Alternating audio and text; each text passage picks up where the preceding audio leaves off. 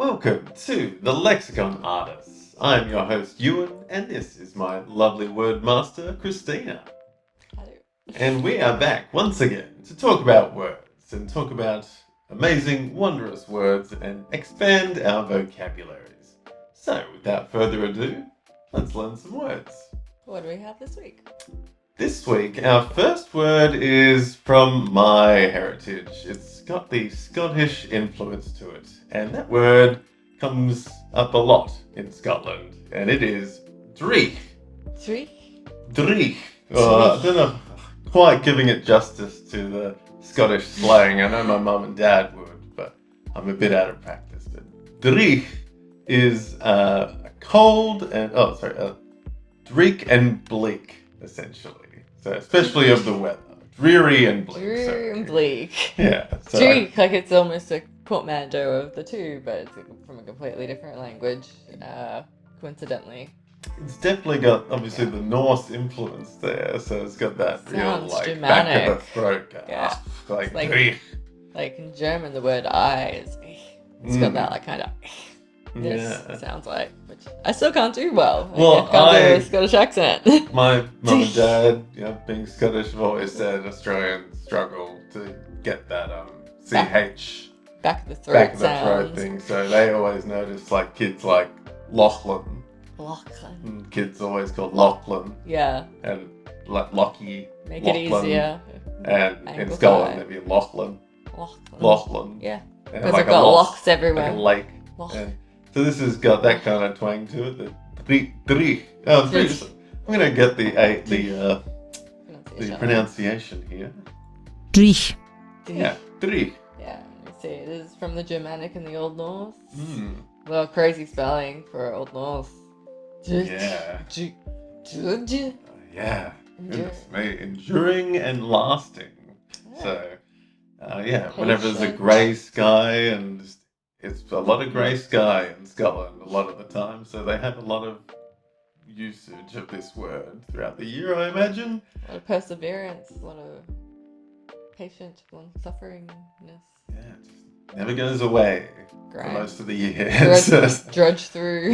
another dreich day. Beautiful day. I hope I'm doing that justice. My fellow Scotsman got some Scottish blood in me at least. So yeah, I might, for all I know. love to hear you have a good crack at it again though. Dreich.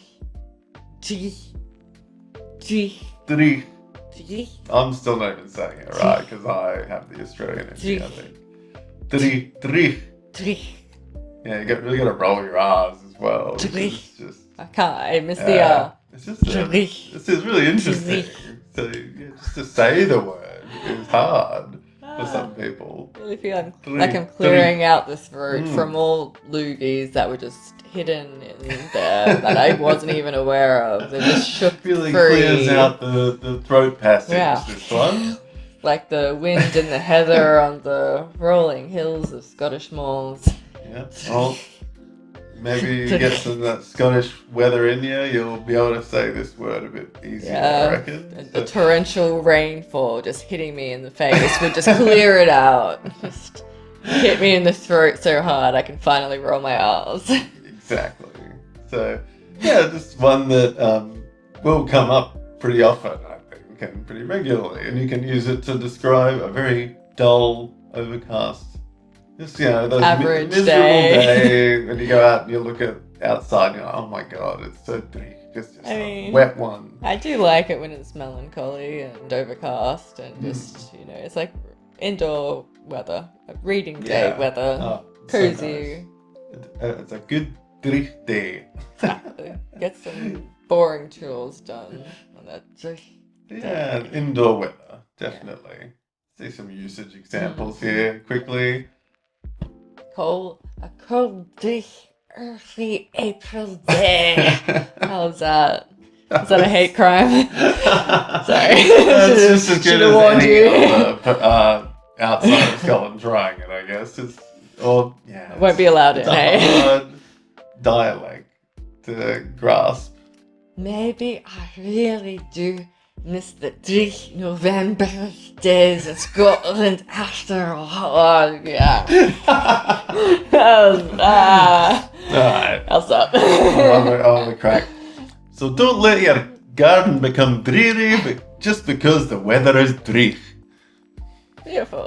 Scotland's dreich climate is sold as interesting in one section of the brochure. The sunshine of yesterday has given away to dreich drizzle. Oh, double D, that's a hard one. The umbrellas are up. Say umbrella. The umbrella. Scottish. That's a tough one. Umbrella. Umbrella. Umbrella. Umbrella. Your brolly. You got your brolly, lass? Oh, okay, I'm gonna stop. It's a tough one. Weatherproof jackets are on. What is dreich? I can kind of do Irish, but not Scottish. Yeah, it's definitely a big difference. Yeah. And I think a lot of people don't know the difference. I know the difference because they can't do Scottish. Unless they see them side by side, Yeah. I guess. The diddly-dee potatoes. It's like, no. Glass, no. Yeah. We'll be thrown in a lock for that. I'm not even going to try the Irish until we get an Irish word. Oh, we'll have to look up a crack. few. Yeah, crack. Crack is the most famous export, I mean. Yeah, I think I'll struggle to do an Irish accent when time comes. Synonyms for dreich, dreich is bleak, morose, murky. Is it morose or morose? Morose? I see rose, but it might be morose. How do I? We'll get it after. Finish the list. We'll add that to the list. Yeah. Murky, plutonian. Saturnine. Like the platen and the planet / god. Yes. The personality of the god Saturn was also what the planet was imbued with. Kind of being very moody, bleak, temperamental, I guess Saturn has got some pretty ferocious weather on it. Yeah, so, turbulent. Yeah, maybe that's the same on Pluto, I guess. We should look up all these words using... as well. Somber, sunless, tenebrific. We've got tenebrific on the list as well already, I think. And I think so. Tenebrous, because that's seeming familiar, but I don't think we've done it yet. Well, we will come back to these ones in time, don't you worry. Also Plutonian. Plutonian Pick your planet. Pick your god. Alright, our second word this week is one that I think you heard recently, or we heard, and it's just like, what? Never heard that one before, but it sounded nice. It's just a nice one to say. And that word is louche. Oh, yeah. I can't remember where we heard it though. What was it? I really cannot remember the context. I think it was a YouTube video. Movie? Maybe a movie, yeah. Something recently we heard it. We were like, add that to the list instantly. So let's just hear how we say that one. Louche. Yeah, louche. Louche. And that is something that is disreputable or sordid in a rakish or appealing way. Sordid. Oh, what did I say? Oh, no, something that's disreputable or sordid in a rakish or appealing way. So the louche world of the theatre. I think I might have heard like people being called a louche, like, "Oi, you louche."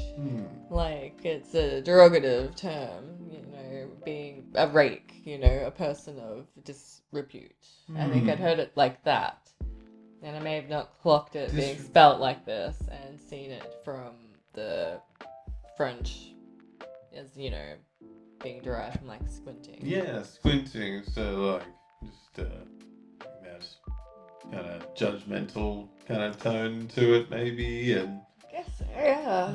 I don't know. I might have to dive deeper on this one. I think. What's the simple meaning of louche is an adjective that describes something of questionable taste or morality, but is also kind of attractive. It comes from the French louche, which also means squinting, and that word comes from the Latin lusca, meaning one-eyed. Imagine a louche pirate with an eye patch that you just can't turn away from.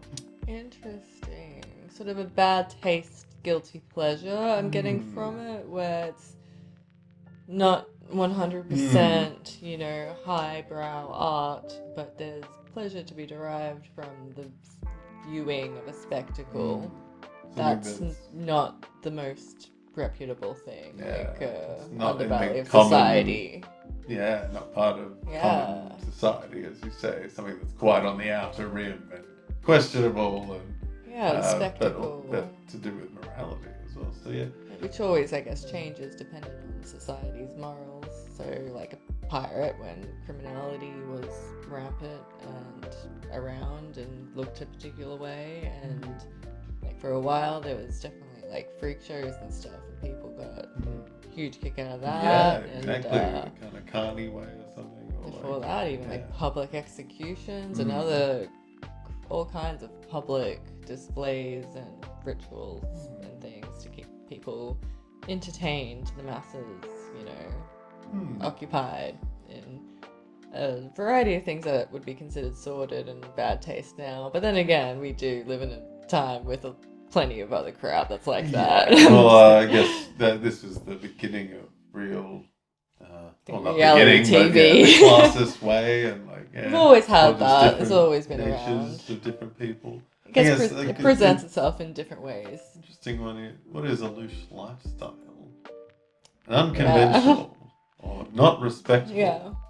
But often in a way that people find rather attractive. Like they're a no-gooder, but they've kind of somehow found success, and you can't help but admire the cleverness at skeezing, you know, at like sliding past the system and still surviving. Or going through the system and Yeah. without morality, and just, could just be could describe a lot of people these days, to be honest, that are just kind of in it for the money, kind of lifestyles, and like they make it, but the stuff that they do to make the likes or whatever is just like, okay, got it, like the attention, but then is it good? Probably not. Yeah, no. So there's a lot of loose people, I imagine, with the invention of the internet and YouTube and things like this. So we try not to keep it loose here. Yeah, preferably. It is the harder way to identify what things are better to do and show and replicate and point out as being admirable versus disreputable and shameful. And plenty of people know how to get attention in doing the stuff that is not good to do en masse, but will lead to success. So they do it. And apparently it's just human nature sometimes. Some people just, it's why they're popular. As people are clicking on it. Like, I don't know, I'm thinking of modern times maybe, but yeah, like shock value and kind of trash is kind of scandalous stuff is what tends to like really feed people's curiosity about human nature, because it is the kind of stuff that people don't feel comfortable about being open with. So anytime something like that gets plastered out there and advertised, people can't help but like eat it up a bit. It's like against their better thinking, their better rationality, and it's other stuff like true crime as well, where it's really in poor taste a lot of the times. Ones that are just like doing their makeup, it's like, and then he beheaded her, and there were heads in all the trash cans everywhere. It's like, this is crossing some lines. The usage of information and publicity of some information can be like a bit questionable, or be like, should this be available? I don't know. But then it's like, then you're getting onto cancel culture then. So it's like, you gotta be open to some looseness, I think.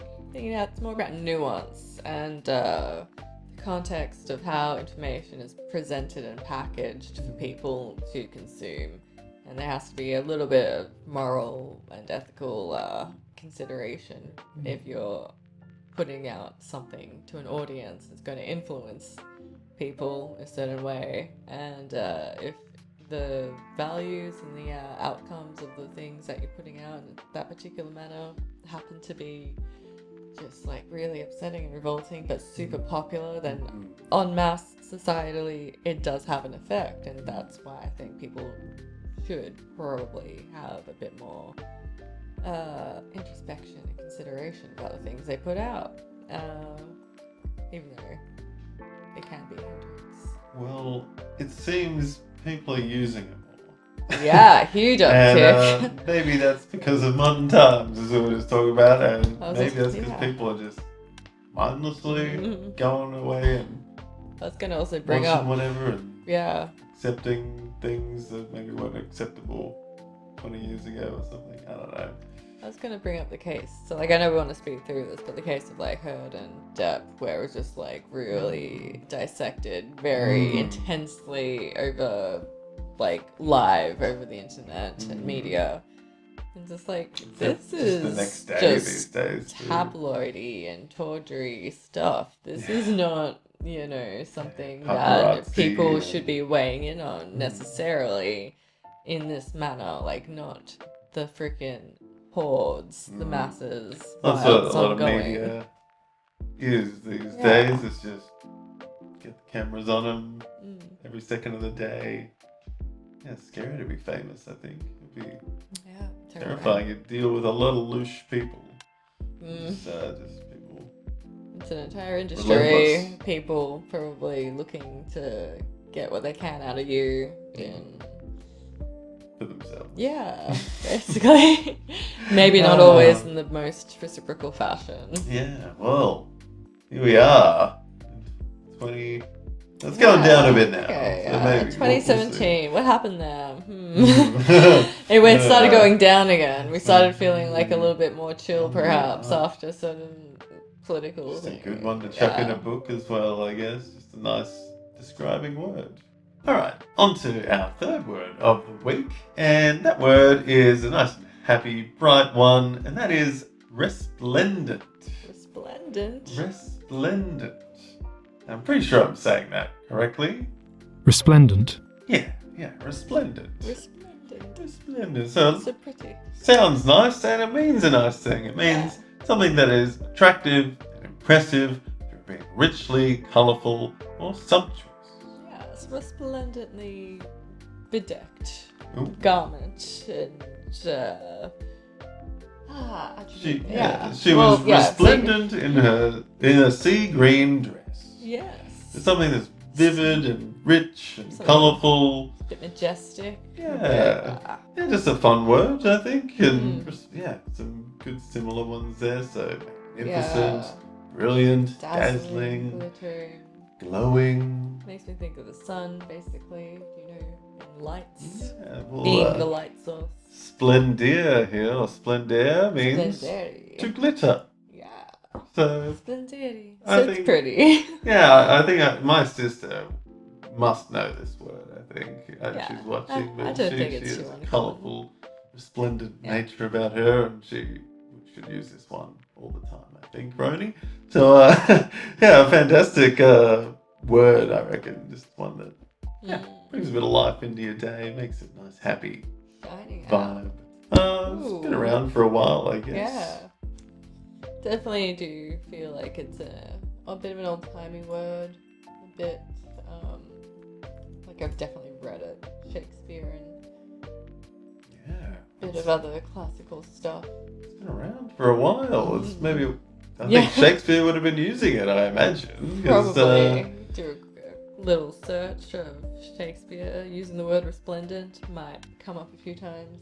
Yeah, well, it's a great word. I think Yeah. it just rolls off the tongue. Yeah, that's a Uh, great way of describing people that you're really blown away by. Yeah, fashion or just Uh, anything colourful, really, is my usage of that. So, yeah, just happy. Happy Impressive. Something that impresses you. Yeah, something attractive at yeah, the same time. Yeah, I guess. glitteringness. So some usage examples, maybe we'll get a better idea. Second one there. you Yeah, can it go. was August and the mountainsides were resplendent in fall colours. Yeah. I Yeah, definitely the think of sky. nature as well. Yeah.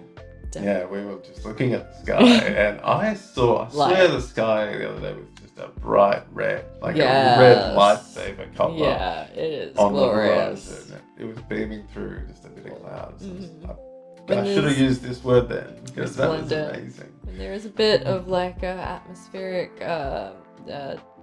dispersion. I've forgotten the word for it. The stuff in the atmosphere. Difference.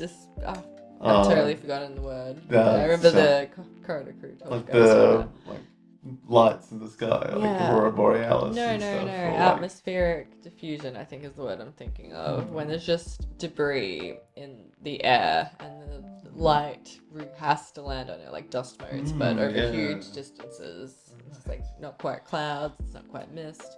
It's just a bit dusty or whatever, and it makes the sky look awesome. But it's probably terrible to breathe. Slightly pollution-y. Good to look at. I remember. Great for sunsets. There's just some unique things in the world that you can imagine.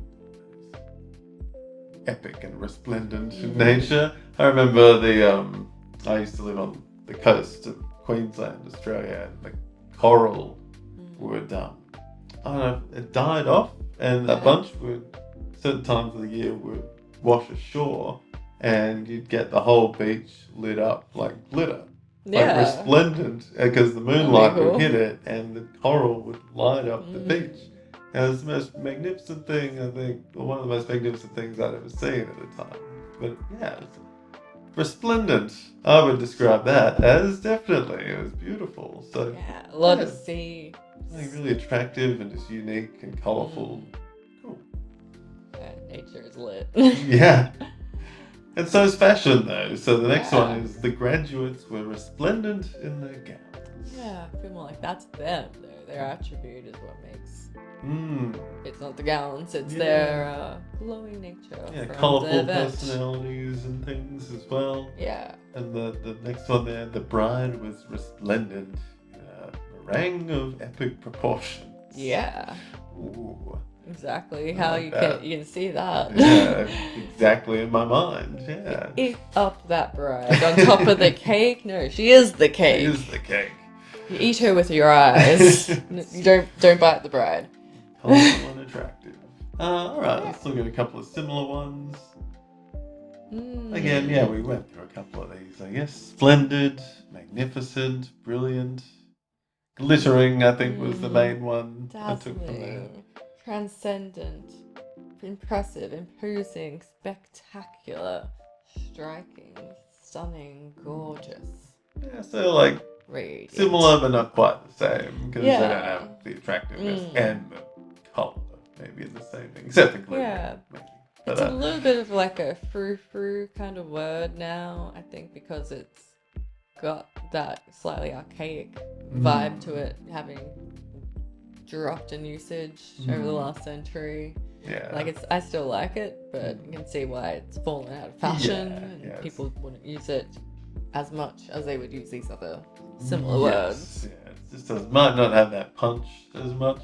I don't know. It's a shame. It should. Bring it in. Yeah, let's get it back in the rotation, guys. I think, resplendent deserves to be up there with the rest. Excuse me, ma'am, you've got a resplendent smile. Like, lit up the room. Particularly resplendent today, madam. Yes, if you're looking to up your manners and be nice in the world, you can really chuck that one in there. Yeah. Maybe don't sound too up your own. Yeah, no. Don't make enemies. Yeah, maybe use it for writing more than anything. But one to definitely chuck in the rotation more. Alright, on to word number 4 this week, and I really like this word. This one is umbriferous. Umbriferous. Umbriferous? And that means providing shade. Ooh, yeah. And let's just double check I'm saying that one correctly. Umbriferous. Yeah, umbriferous. Umbriferous. And as I said, I was saying to you before, it's got one of our other words in the description here. Lugubrious gardens with their umbriferous vines. Lovely. Casting shade. Yeah. So immediately, obviously, the word makes you think of like actual shade, like physical from the sun. But I was wondering if you could use this word as if to cast shade on someone else, like that that was a bit of an umbriferous statement or something like Ooh. that. So, Shady casting shade shady onto statement. someone. So I thought maybe it's used in that way as well. Let's see what Could are be the interesting. examples they give us. I was just thinking of umbrellas. Yeah, I think that's the Yeah. obvious one. They're just getting shade from something. Yeah. But And also broccoli, because briferous. What yeah, a fun like combination of sounds. umber It just sprouts. meaning shade. Yeah. Umber. And then Yeah. us. I remember what us was. I think it's just a common kind of suffix from English, isn't it? To make it an adjective. Yeah. Yeah. In the name. Forming adjectives. Yeah. That's so. How to saying designate shade. what kind of word this is. It's an adjective. Yeah. Adjective denoting shadiness. Yeah. So umbra shade. Fur meaning bearing. So shade bearing. Umbra fur. And then the adjective is using it in day to day describing things. So I thought it was a really interesting one. And I just love that word, umbra. I don't know if it was just because of Pokemon again, maybe Umbreon. It was the dark type. Yeah. Really cool. But yeah, Shadow. umbra, shady, kind of. Yeah, It's a cool word. It's a cool sound that almost imparts the vibe of shade. You know, it's just like I know it's not related to the color amber, but like I feel like it's a darkish. Amber. Looking at shadows, basically, not seeing. It's murky. It's murky, damn it. Yeah, that's it. What do we look at next? Well, no, look at the down there. Look at that spiky timeline. Yeah, that's definitely been up and down. I don't know if it's before 1800s. But, yeah, pretty up and down to begin with, and then not as much in the last 150 years or so, but still in usage. So that's good to see. Yeah. But I reckon we could definitely bump that up a bit after this show, hopefully. Although I reckon people should be using this word a bit more. It just rolls off the tongue and maybe it doesn't come up too often. But again, I reckon if we could use it in the social way. Well, let's look at some example sentences. And perhaps some synonyms and antonyms. Casting or making shade. So whether that's physical or like it would have to be a pretty big act of shadiness to use it in the figurative sense you were suggesting. Like have a full-on shady conspiracy. Like that's some shady acts. There you go. The ancient oak trees formed an umbriferous canopy over the path. So again, just simple shade usage there. From the AI overview, unfortunately, we couldn't find any normal usages. We enjoyed our picnic under the umbriferous branches. Another literal shady. The porch was built to be umbriferous, protecting us from the midday sun. Umbriferous. I mean, very literally. That's Porches are. umbriferous. Oh, a couple of those are umbrif and umbrif. Thanks, AI. Yes. Umbiferous and umbriferous. Close enough. It can describe anything that provides shade. Such as trees, a canopy, or even a structure like a porch.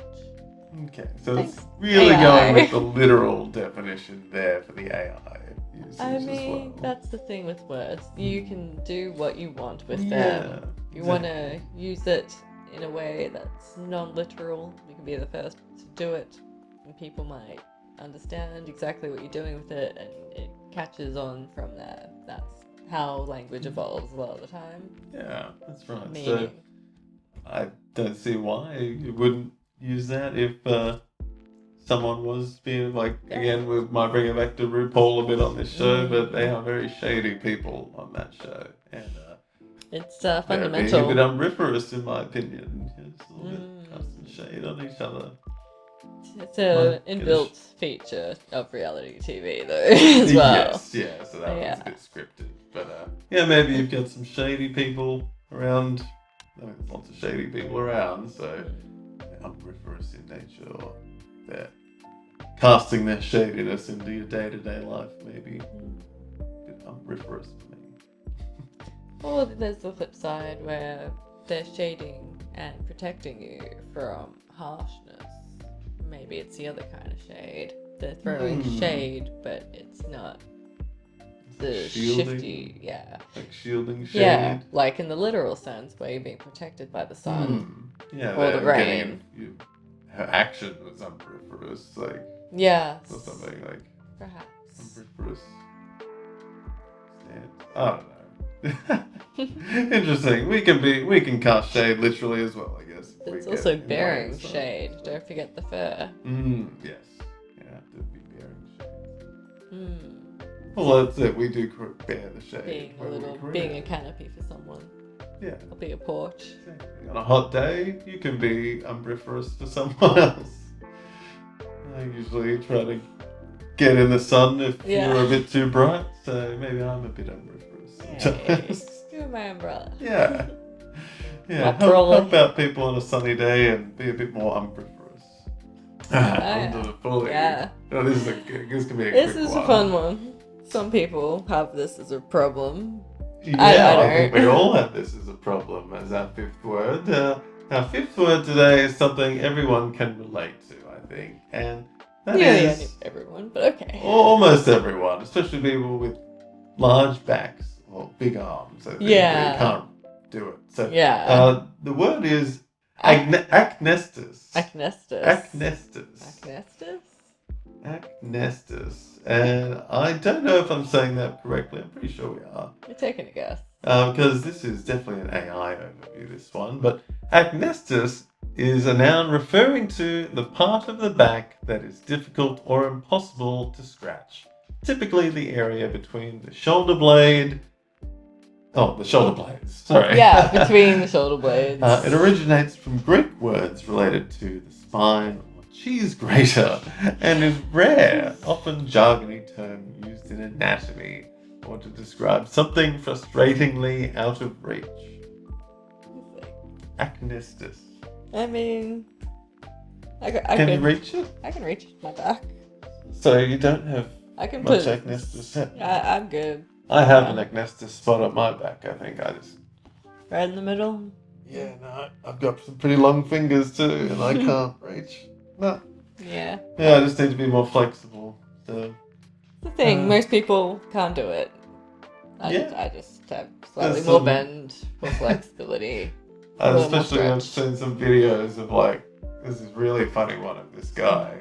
He's like just a normal looking bit of a tubby dude, but he gets this sticker put on his back and he instantly picks it off. He's like, yeah, no worries, bang. And then this really hulky dude is right next to him. And he's like, yeah, here you go, you have a crack. Massive arm guy, and then you just see him trying, and he can't get anywhere near the middle of his back. That's it. Yeah, this is really interesting. So he has a bigger acnestus. That guy, his acnestus is huge. Bodybuilder physique. He can't. It's all shoulders and lats. No bending. Yeah, you gotta be flexible to lower your acnestus. It's kind of like in video game stats when you're like putting all your things towards one component, like having max build muscle versus less flexibility and agility and dexterity. It's like if you're gaining heaps of things in one physical component, you're losing some in the other component because physics. Yeah, so that is definitely your acnestus. So you lose if you get too thick. Yeah, too small, it has problems. Or maybe, anyway, just something I thought, quick one to finish off today, but just something that I thought we could all relate to. And if you ever see someone that is struggling to reach something on their back or something, you'd be like, ooh, you have large acnestus. Bit of an acnestus. Bit of an acnestus problem there. A bit of a pain in the butt with that acnestus, huh? Your acnestus is a bit overblown. I like it to be used metaphorically as well. Anything that's irritating and unreachable. That it's like you want to get it. You want to give it a little scratch, and you just can't. It's right there. Yeah, so just something that's not quite in reach. Frustrating. But you can see it. Yeah. Usage is pretty uncommon, jargony. Not in everyday conversation, obviously. For but now. I For think now. everyone can relate to it, is the thing. Yeah. But yeah, something metaphorically to describe anything irritating or unreachable. Buy a back scratcher. Just a big stick with a little hook on the end, and then no Econestis problems. You just a little extender, you know, got tools. It's part of the privilege of being a part of a human society. And I bet you when they were using this word more, maybe further back, and then they invented the back scratcher. Yeah. That word probably went down in usage The because don't need to doctors, worry about Arachnestis anymore. whoever it was just like, yeah, you got all these people complaining about their Econestis. Let's make a product, they can deal with it, and they'll stop coming to us, and we don't have to keep talking about it. Back scratcher. Revolutionary. And people forgot, and the swole epidemic took over. Now Yeah. people can't reach their backs again. Yeah, Agnestis epidemic now. Yeah. Terrifying. It's a hard life. Stay flexible out there. Although I just love, like, I've got the visual of, is it Baloo from the Jungle Book? Doing the back scratch, getting on the tree, Yeah. fully doing There's a little ways rock. around it. Yeah. That was the satisfying back scratch. Yeah. That was just like, you got Econestis, cure it. Yeah. Like a bear. Definitely was enjoying that. Mm. And it's a good feeling when you do reach your Agnestis, I think. It's like, it's Get no that longer an scratch. Agnestis because you have reached it. Yes. Nice. Good word. Let's try to use it more. Alright, that is us done for today. Thank you all again very much for watching. Like us on Blue Sky and follow us on Duolingo. And we'll see you all again next week. Adios. See ya. Hey guys, thank you for watching this video. If you did enjoy what you saw today, please like and subscribe and follow us on Blue Sky and Duolingo if you'd like to learn more.